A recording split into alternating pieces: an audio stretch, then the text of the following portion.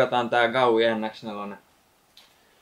Eli tässä on kitti, eli tää on niinku se A-kombo, missä on kaikki V-barista, paitsi moottori ja putki on tässä, ja sitten tässä on tää Gaui-governaari. Aloitetaan tästä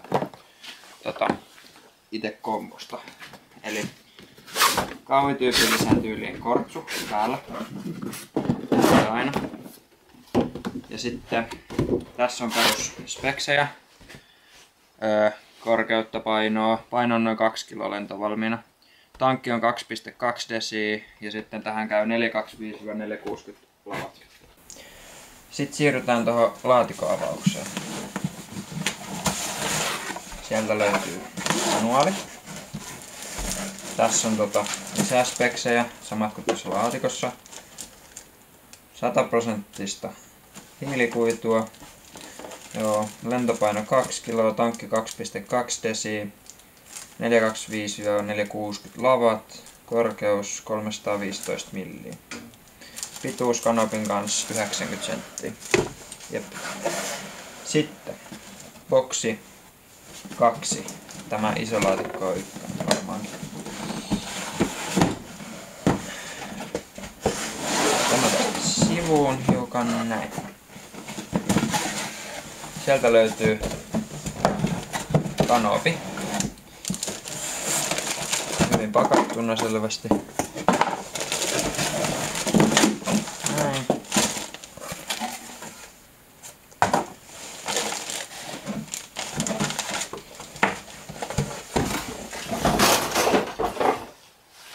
Ja runko ja laskuteline. Ihan kivan näköinen tää runko. Ja mitä ihmeellistä siinä. Ländärit on perus Gaui-tyyliset, sojottaa vissiin taaksepäin ja kuvasta päätellä. Sitten tämmönen koppa.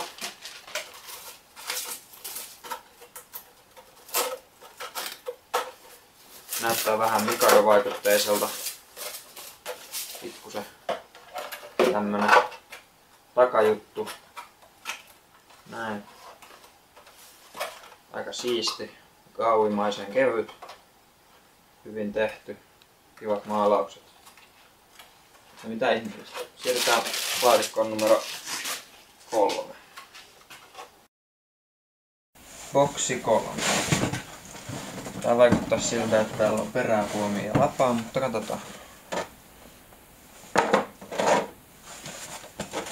Tehdään sitten pois sieltä, että on rikki. Sen verran hieno. Jep, siellä on ne tyhjä.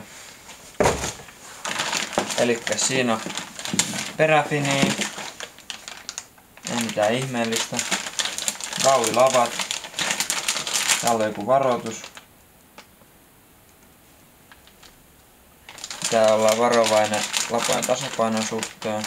Joo. Varoitellaan, että voi tulla tärinöitä. Avataanpa sen, niin näkee vähän peräboksia. Lavat.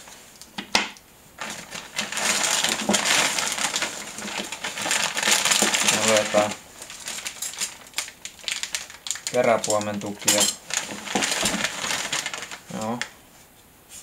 Pre-assembled. No, nää joutuu kuitenkin aukomaan kaikki. Ihan herkältä vaikuttais. Täällä on tämmönen X7-tyylinen peräboksi. Jykevä. Jep. Hiilikuituiset perälavat. Ja alumiininen perälavan pidihässäkkä. Joo. Täältä boksi 4.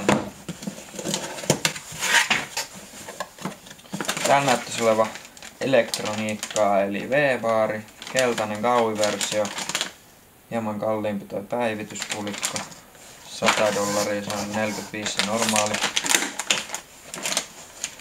Ei kai tiedä, ei sinne mitään. Sitten tämmönen, tää taitaa olla X5 pääratas, hässäkkä, huilitankki, huililetkuu. Täällä on tämmönen klunkki. Joo. Jep.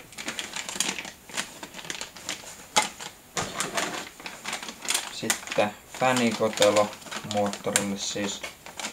Tai elektroniikkakiinnityshässäköitä. Sitten Gaui V-bari alle tämmönen painava millinpaksunen alumiinilätkä. Tärinöitä estämään. Ihan kiva. Tämmönen.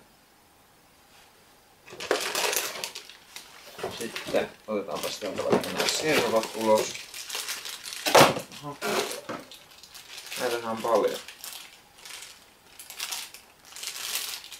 Nitrokonni 5 servoa.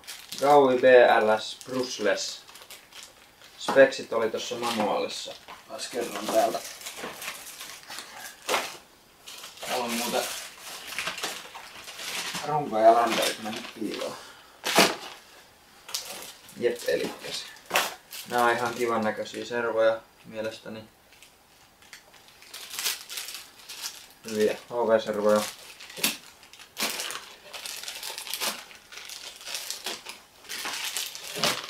Speksit on tää on vissiinkin nuppiservo 0.13 Q high voltagena. Eli mä ajattelin tehdä tästä itselleen 2 setupi. Metallirattaiset ja vääntöä on ihan riittävästi 7.4 volttia eli 7,5 kiloa. Tän kokoisen kopterin se on hyvin paljon. Siis 500 kokoinen nitro. Sitten seuraava pussukka. Sisältääkin vissiin kaiken lopun palikan, koska täällä ei enää ole laatikoita. Pieneen on hengetty paljon tavaraa. Eli joku tämmönen klipsutin täältä löytyy. Runko, välipalloja tai ruuvireikiin. Ja sitten peräpuomiklämppejä, ruuveja ja muutama aluslevy, sokat, kanopikiinnikkeet vissiinkin. Sitten tässä on X7 näköjään kehittyneempi versio, eli alumiininen tää Swash-blokki. Sitten vissiin pääakselin laakeripukit, ruuveja ja lisäaluslevyjä. Sitten nuppi, tämähän on sama kuin X4, aika siistin näköinen. Swash-pleitti. Ihan kiva. Jep. Sitten täällä on linkistöä, näitä servan kiinnityspalikoita, ruuveja. Sitten tässä on jotain välipaloja johonkin rungon väliin, en tiedä vielä. Sen näkee sitten kun kasaa. Servon kiinnityspaloja. Sitten Gauin kytkin. Sininen toi lineri. Kytkin kello ihan, tai siis tää kytkin itessä on ihan kiva. Siinä on jonkinlainen pieni ohje, miten kiinnittää fäni tähän. Jep. Sitten moottoripukit. Ne tuo toi Gaui-motti kiinni. Sitten perävetoratastusta. Startti toi akseli, starttin pää, ruuveja ja pääakseli. Aika matala toi on kyllä. Jep. Sitten siirrytään tästä näkymästä. Raivataan näitä tästä pois ja siirrytään näihin moottoreiden kimppuun. Aletaanpa vaikka tästä moottorista. Näähän ei siis kuulu tuohon komboon, että nää pitää ostaa erikseen. Ensin vähän pakkausmateriaalia. Jep.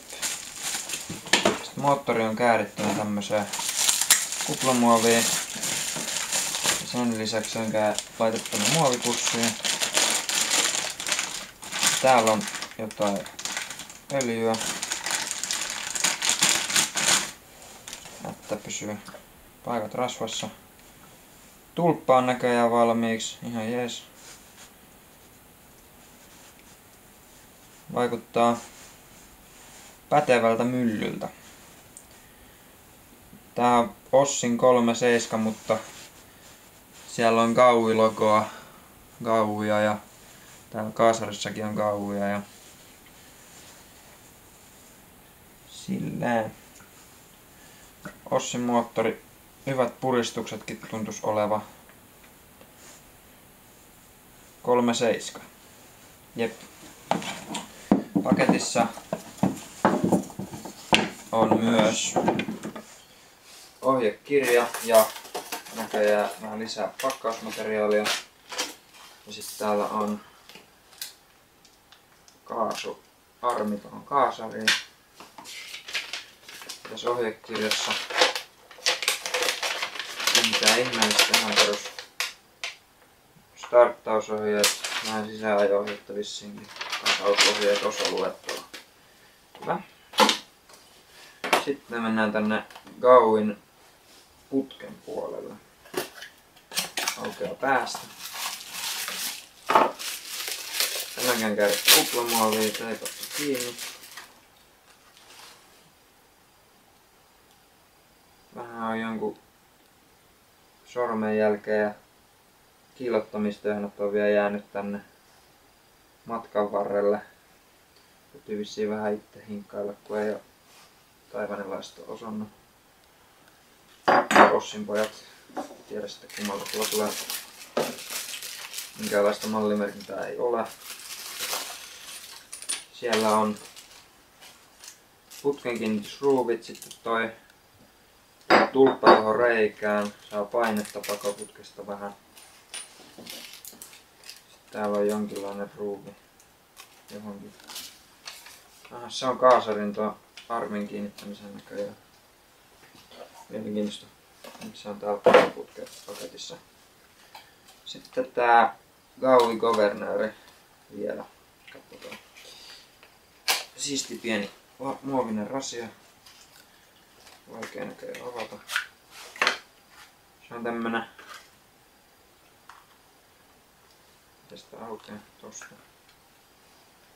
Aika hieno. Tän paketoitu tämmösen alumiininen kehikko. Tulee kaasujohto, tässä on geinit ja sitten servo virta.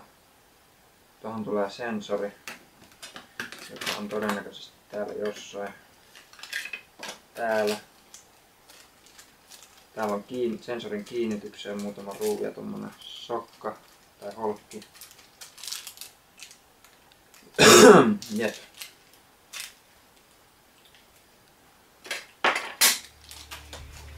Tässä on tää homma tältä erää. Katsellaan sitten.